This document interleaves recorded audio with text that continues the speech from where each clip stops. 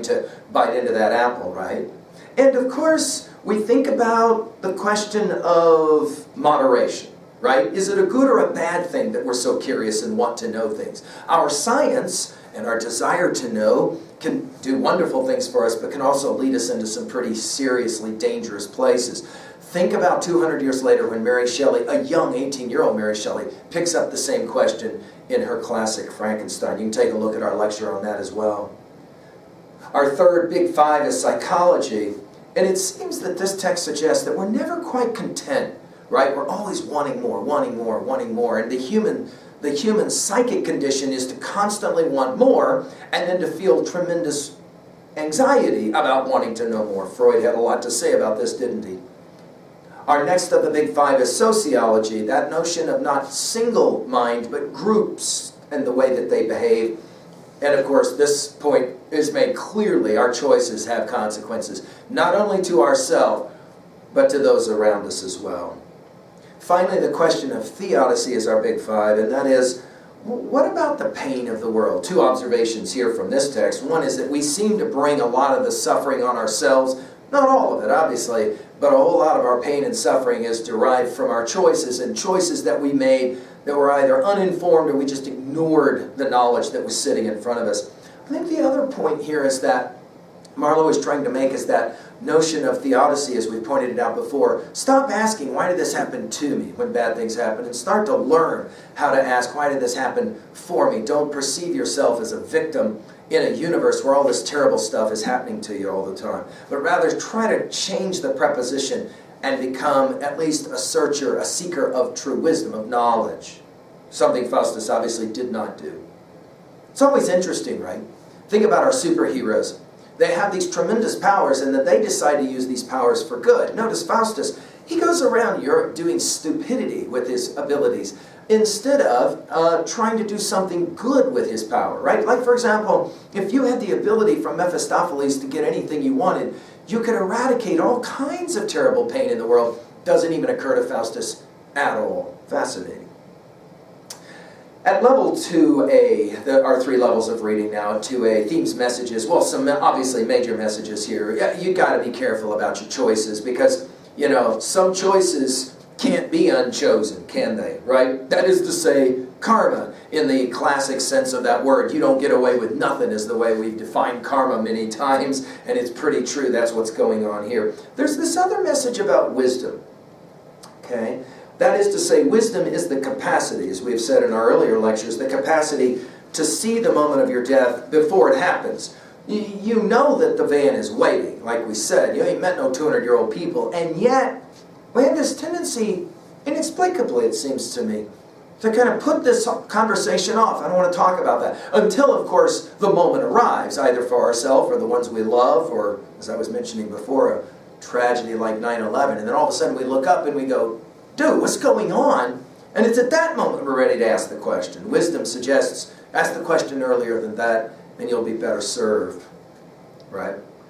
Let's talk at 2b for a second, because one of the fascinating things about a text like this is, you can of course read this text if you're a believer in Christian theology and the existence of devils and that kind of thing, and this text will have certain meanings for you. But you do not have to believe in any of those things to derive some pretty powerful symbolic reading of this text.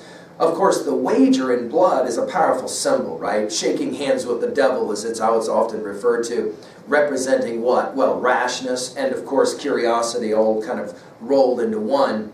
The irony of this text is that at the end, of course, Faust wants to unmake his decision. He wants another chance. And we think of Scrooge, right? The first ghost taking him to his past upsets him. The second ghost obviously upsets him even more. It's that third ghost who says nothing, it's death, and just simply quietly, in all black, points at Scrooge's tombstone. And it's at that moment that Scrooge goes, oh, give me one more day. As if Scrooge didn't know that tombstones and cemeteries existed. We just live in this strange place where we don't often recognize the things that ultimately are going to matter to us. The irony is here, of course, that Faustus figures it out. He just figures it out too late. And of course, he was a scholar, which means he was really smart, which means maybe being smart is not enough. Maybe knowledge is not enough. You got to have wisdom with the knowledge. Of course, that sounds a whole lot like a cat that we know of named Plato, huh? Well, 3a, I mean, it's awfully hard, and we're going to say this even more when we get to Goethe's Faust. It's awfully hard to not see some element of the Faustus motif in almost everything we've studied for the entire AP curriculum, right? That notion of making deals with devils or with gods, and who ultimately is to blame for the pain that is in a human life. Remember, that's the way the Odyssey opens. You'll remember when Zeus is making his argument, it's not my fault, it's not the god's fault. Humans bring this all on themselves, of course, making references to earlier stories. Think about the Genesis story from the Hebrew Old Testament, the Christian Old Testament, the Hebrew Bible. Of course, Adam and Eve, as we talked about with the Milton Paradise Lost stuff, Cain and Abel. Your sin will find you out is the language of Genesis. We can think about Shakespeare in so many of his plays, but just think about Hamlet. I'm pretty convinced that Marlowe and Shakespeare knew each other, and I'm pretty convinced that one reading of Hamlet is in fact the Faustus story. Think of it. To be or not to be, that is the question. To act or not to act, that is the question. Conscience makes cowards of us all, as he will say later in that Act 3 soliloquy. That notion of, to what degree do I go ahead and do something knowing that it's going to redound potentially negatively on me? Because this is the human condition. We have the ability, not as mammals, but as humans, to be able to look ahead. We know that our sacrifice now is for something down the line, right? So, for example, we will conserve our food resources if we have to.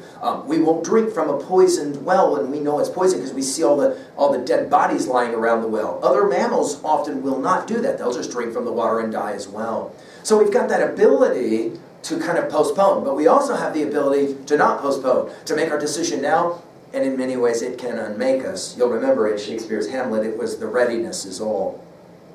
Milton's Paradise Lost, obviously, is a contemporary and a companion read to the Faustus motif, no question about that. But ultimately, and this is really why we're just introducing Faust through Marlowe here, we're about to look now at Goethe's Faust, which is a romantic rendering of the story. And the question is, can Faust be redeemed by and through action?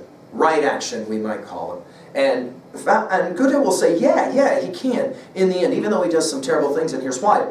Because humans are always striving to be better, and that's the most important thing. And that's why in the end, Mephistopheles will lose the wager in the Goethe rendition. Obviously, Mephistopheles wins in the Marlowe rendition. Modern texts continue to play this game. I mean, as we study it, I'll just think of one of the titles that we study that are 20th century driven. Think about Golding's Lord of Flies and the choice, and even Simon's conversation with the boar's head there in the middle of that famous grove scene. Or think about Conrad's Heart of Darkness that we will get to later, and the famous grove scene there. That notion of technologically, a species can shake hands with the devil and bet that it's going to be okay. Just give me a few years of whatever, fill in the blank, money, power, whatever it is. And then, of course, there's always a rendering, isn't there? There's always a judgment. There's always something coming that in the end is instructional.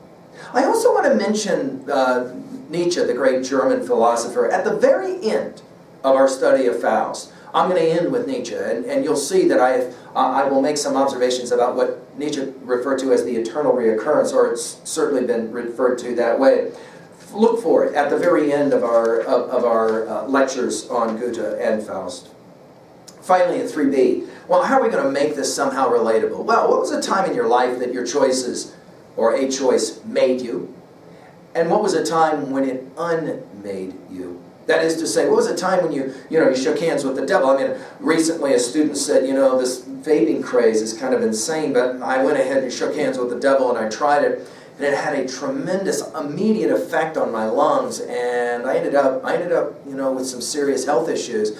We think about that in regards to dope and the like, but it's true about friends, it's true about most anything, right? That is to say, when was a time in your life when looking back you said, I made a deal and it wasn't a good deal, it wasn't a good wager? Or a time when you said, I really wanted to know something and my curiosity led me to want to know something and it was a good thing, not a bad thing. Well, all of those comments now to get us ready for Goethe's Faust. Now, let me explain what you're about to see, and it's all available there at learnstrong.net in the AP folder as well as in the Harvard Classics folder. We're going to have an introductory lecture to Goethe's Faust.